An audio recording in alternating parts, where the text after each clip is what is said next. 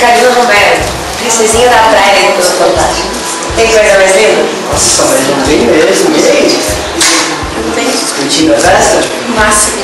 Tô adorando. Muito bom, né?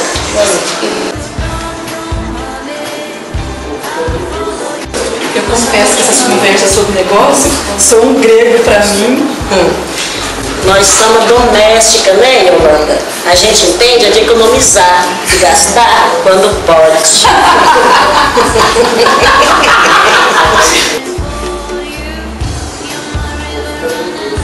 Pô, fica tranquilo, Bob.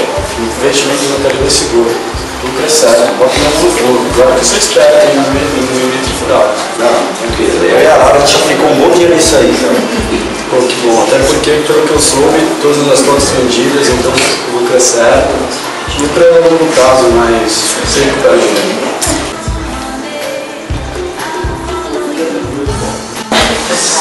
Bruno! Ah, meu querido.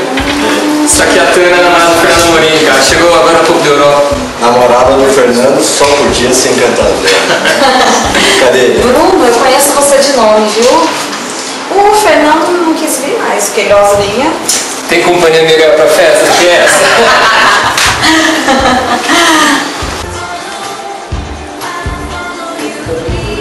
Bem que eu podia ganhar um prêmio.